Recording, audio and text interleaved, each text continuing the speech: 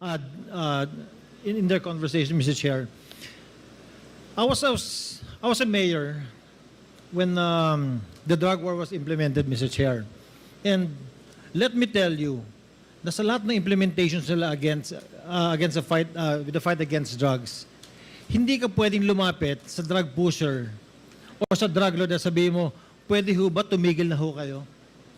Kasi lahat ito, all of these people, all of these personalities, they have firearms. Hindi mo pwedeng sabihin sa, tumigil ka na. Ay babarili ka kagad ng mga yan.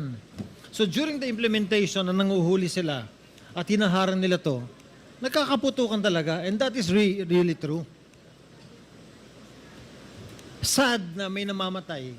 Sad pati yung polis na sasama. Pero inuutusan yung polis eh. Trabaho nila, Mr. Chair, pag sinabi ng higher up sila, gawin nyo ito. They will do what they're told.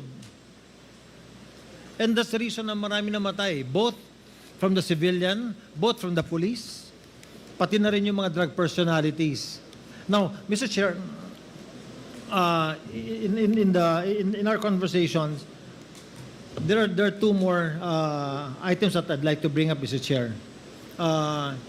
First, when Mr. Kerwin Espinosa said na lahat ng sinabi niya sa Senate hindi totoo. That is an institution that we also have to protect. What if he will go into another investigation and he will say that everything he said here is not real, is not true? So, ano yung pinanghahawakan natin lahat in both institutions of the Senate and the House?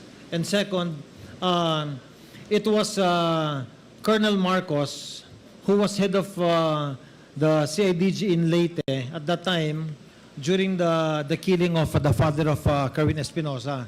And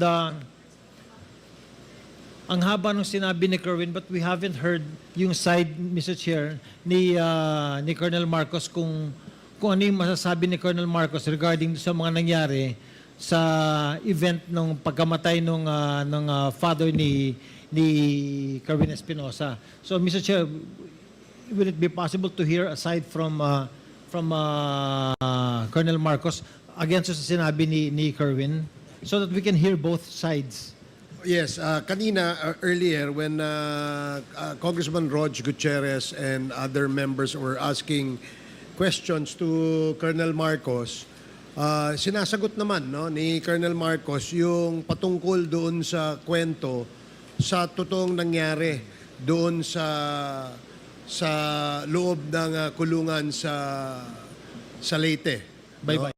And somehow he has already given some information to the committee as to kung ano naman yung side o yung version ng story on the side of Colonel Marcos. Yes, Earlier, may mga comments na dinagdag si Colonel Marcos, but we reminded him na hindi pa pwedeng sumobra yung kanyang sagot dun sa tanong na tinatanong ni Congressman Gutierrez, and we promised him that we will give him time later on before we shift to another topic para magkaroon din ng pagkakataon siya sa committee ito na magkwento o mas masagot yung mabigyan ng isang side o isang angulo yung sinasabi naman ni Kerwin Espinosa. And we will give him that later, Your Honor. But Mr. Chair, yes. with regard also if we can take up protecting our institution and the Senate. I as, absolutely agree yes. with you, Congressman Gomez. In fact, paalala lang sa ating mga resource persons na naimbita, for the information na rin ng ating publiko, hindi naman po 101% pinaniniwalaan natin ng kumiting ito ang kanilang mga testimonya. The only reason why we are asking them to execute an affidavit nang sa ganon ay hindi po tayo balikan in the future para sabihin nila na sila ay pinressure, tinakot, pinilit o hindi kaya isinubuan ng statement. And that is the reason why we require them to execute an affidavit. So ito ang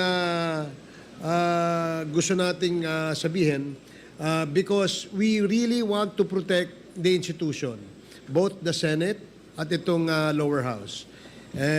Dahil po tayo dito sa Quadcom, ang ating layunin, wala naman iba kundi ipalabas ang katotohanan. Kung meron man pong lumalabas na mga personalidad o pangalang nababanggit, base sa mga testimonya o hindi kaya sa dokumentong isinasubmit sa atin, yan po ay tinitimbang natin. Nang sa ganoon, pag tayo'y gumawa ng committee report, lahat po ng side ng kwento ay kasama ho sa ating committee report.